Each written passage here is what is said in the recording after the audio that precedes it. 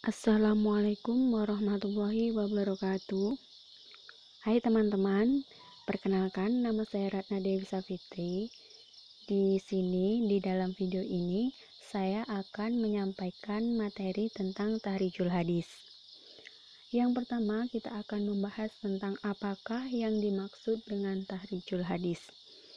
Secara bahasa, tahrij merupakan bentuk masdar dari kata kerja khoroja yahriju tahrija.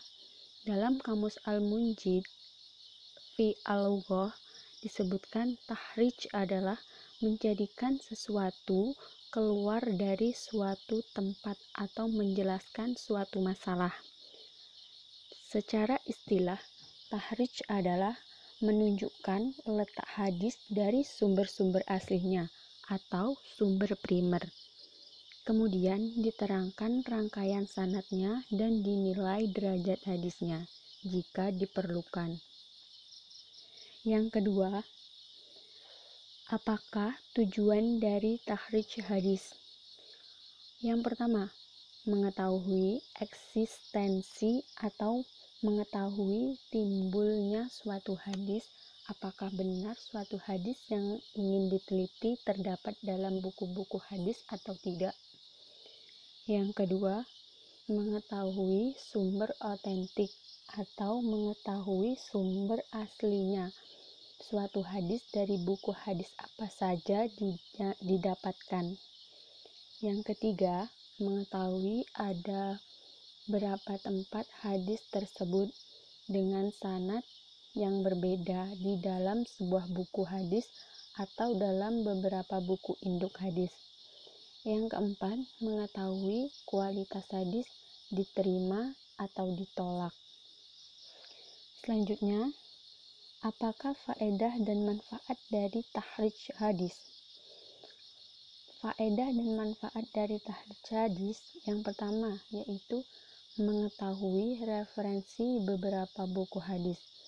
Jadi, dengan kita mempelajari tahrijul hadis, kita bisa mengetahui siapa perawi hadis yang sedang kita teliti dan di dalam kitab hadis apa saja yang didapatkan dalam hadis tersebut. Yang kedua, menghimpun sejumlah sanad hadis.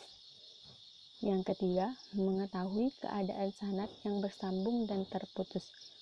Jadi, jika kita belajar tentang tahrijul hadis, kita akan mengetahui keadaan sanad hadis yang sedang kita teliti. Keadaan sanadnya bersambung atau terputus. Yang keempat, mengetahui status suatu hadis. Jadi, kita belajar tentang tahrijul hadis, kita bisa mengetahui hadis ini termasuk hadis dhaif atau hadis ini termasuk hadis sahih. Yang kelima, meningkatkan suatu hadis yang dhaif menjadi hasan li ghairi karena didukung oleh sanad lain yang seimbang atau sanad lain itu lebih tinggi kualitasnya. Jadi dia bisa lebih membantu hadis dhaif tersebut menjadi hadis hasan. Selanjutnya, apakah tahrij hadis termasuk ilmu baru dalam Islam? Bisa dikatakan iya, bisa dikatakan tidak.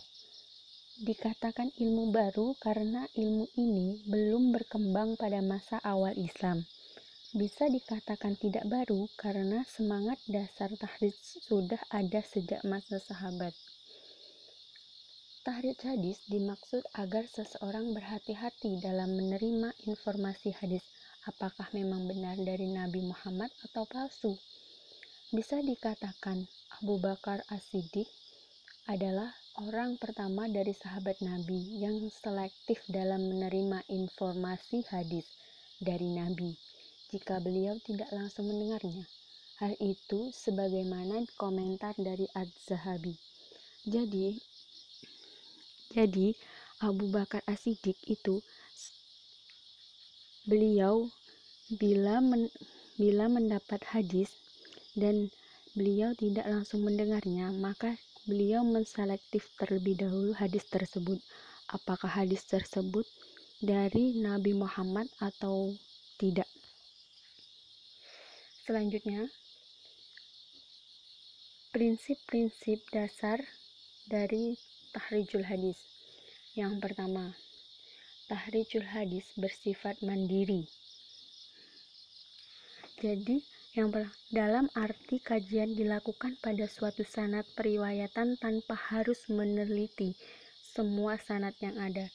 Jadi, kita meneliti satu sanad saja, tetap tidak harus semua sanad kita teliti. Yang kedua, sebanyak mungkin informasi terkait hadis yang ditahrij dan dipaparkan. Penelitian ulama pada kualitas hadis tersebut, apakah sanadnya bersambung atau terputus. Yang ketiga, sebuah hadis seringkali diriwayatkan melalui lebih dari satu orang sahabat. Hadis yang dikaji harus memiliki sahabat dalam mata rantainya. Yang keempat, dalam penahrijan perlu diperhatikan substansi matan hadis.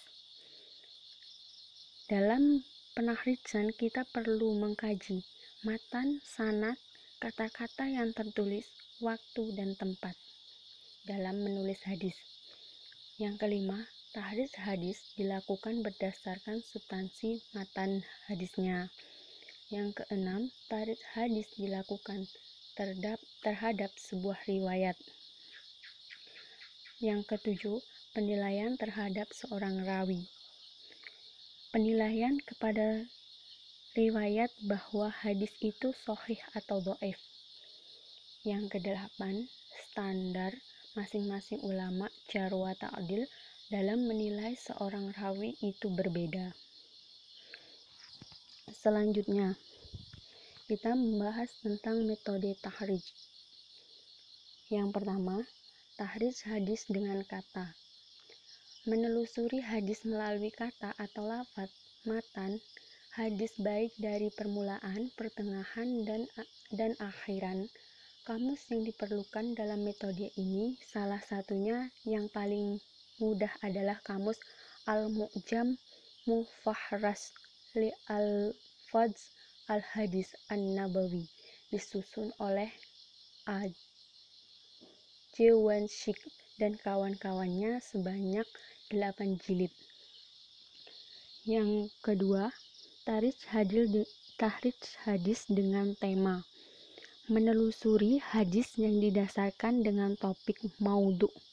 Salah satu kamusnya adalah Miftah min Kunuz As-Sunnah oleh Dr. Andes Fuad Abdul Baqi.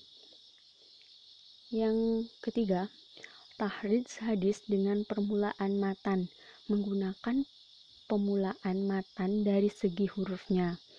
Jadi, tahrij hadis ini kita lihat dari hurufnya terlebih dahulu. Terus menggunakan rumus salah satunya kitab Al-Jami' As-Shaghir atau Al-Jami' Al-Kabir. Yang selanjutnya, yang keempat, tahrij hadis yang melalui sanad pertama. Menelusuri hadis melalui sanad yang pertama adalah yang paling atas, yakni para sahabat atau tabi'in. Dalam hadis mursal, penelitian harus mengetahui terlebih dahulu siapa sanadnya di kalangan sahabat atau tabi'in. Di antara kitab yang digunakan adalah kitab musnad. Yang terakhir yaitu tahrij hadis dengan sifat. Jika suatu hadis telah dapat diketahui sifatnya, misalnya sifatnya maudhu, sahih, qudsi, mursal, masyhur, mutawatir, dan sebagainya. Yang selanjutnya adalah kita membahas tentang kitab-kitab yang membicarakan tentang teori tahrij. Yang pertama itu kitab Ushul At-Tahrij wa Dirasat Al-Sanid karya Muhammad At-Tahaha. Yang kedua, Kashfu Al-Litsam an Asrar Tahrij Syair Al-Anam, karya dari Abdul Maujud Muhammad Abdul Latif. Yang ketiga, Turuk Tahrij Hadis Rasulullah, karya Abdul Mahdi bin Abdul Qadir. Jadi, kitab-kitab yang membicarakan teori hadis itu ada 3 macam, yaitu tadi yang sudah saya sebutkan di atas. Mungkin hanya ini yang dapat saya sampaikan. Semoga bermanfaat buat pendengar, khususnya buat para pelajar yang ingin mengetahui tentang tahrijul hadis. Akhirul kalam, wabillahi taufiq wal hidayah. Wassalamualaikum warahmatullahi wabarakatuh.